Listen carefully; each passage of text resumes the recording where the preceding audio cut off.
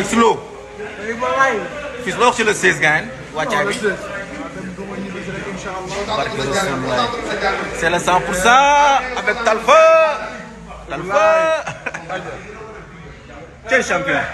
am naa 30 secondes la gars yi di bañ. bëgguñu ko. force dem. cey loolu. góor. gaa defal bu ñu 30 secondes bi de. waaw bëgguñ ko mais dinañ ko dégg.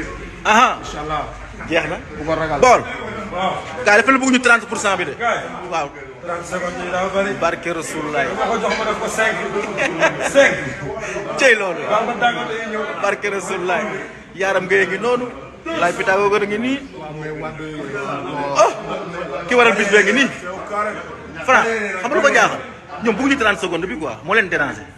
loolu wax la dañ koy dégg nag du ay wax yu ñuy def. 30 secondes bi ngay bañ a dégg par la force di nga ko dégg. wallaahi. X-Lo.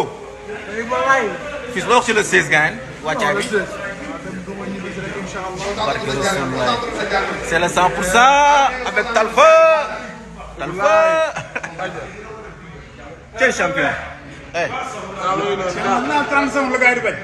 bëgguñu ko. force dem. cey loolu. góor. gaa defal bu ñu 30 secondes bi de. waaw bëgguñ ko mais dinañ ko dégg. aha incha allah. jeex na. bu ko ragal bool. waaw gaa defal bu ñu 30% bi de. waaw. 30 secondes yi daa bëri. barke Rasulullah. ma ko jox ma def ko 5. 5. cey loolu. waaw man tàggatoo day ñëw. barke Rasulullah. yaaram ngay ngi noonu. laay pitaago gën a ngi nii. oh ki waral bis bee ngi nii. Franc xam nga lu ko jaaxal ñoom bëgguñu 30 secondes bi quoi moo leen déranger. loolu wax la dañ koy dégg nag du ay wax yu ñuy def. 30 secondes bi ngay bañ a dégg par la force di nga ko dégg. wallaahi.